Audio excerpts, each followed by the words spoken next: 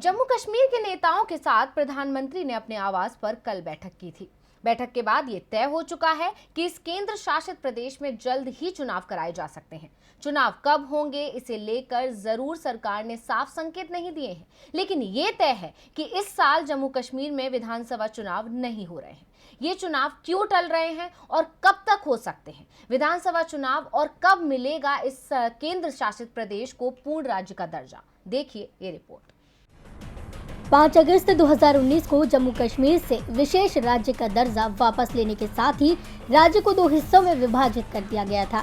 जम्मू कश्मीर और लद्दाख दोनों को ही केंद्र शासित प्रदेश बना दिया गया था।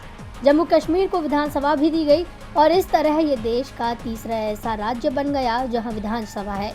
वैसे अभी तक इस केंद्र शासित प्रदेश में विधानसभा चुनाव नहीं हुए। जम्मू कश्मीर के अलावा दिल्ली और पुडुचेरी ऐसे 2 केंद्र शासित प्रदेश हैं जहां विधानसभा है। और सबसे बड़ी बात, दोनों ही राज्यों में एक क्षेत्रीय पार्टी का व्यक्ति सीएम है। वैसे अब जल्द ही जम्मू कश्मीर में भी विधानसभा चुनाव हो सकते हैं।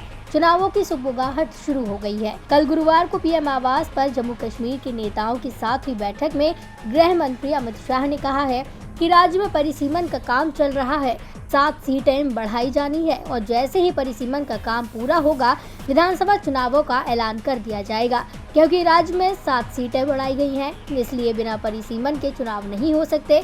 फिलहाल जम्मू कश्मीर में विधानसभा की सीटों की संख्या 107 है, जिसमें से 24 सीटें पीओके में हैं, जहां चुनाव नहीं कराया जाता।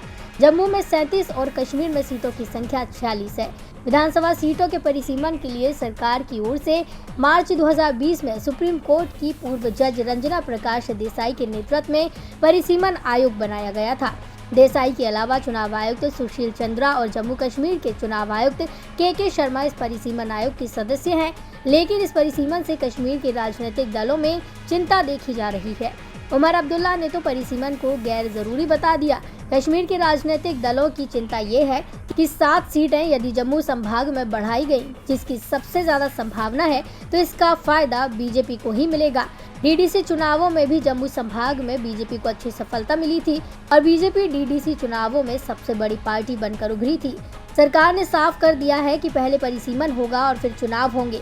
परिसीमन आयोग अपनी रिपोर्ट जुलाई-अगस्त में सरकार को सौंप सकता है। उसके बाद विधानसभा सीटों के सीमांकन की कार्रवाई में तेजी आएगी, लेकिन इस काम में भी 6 महीने का समय लग जाएगा।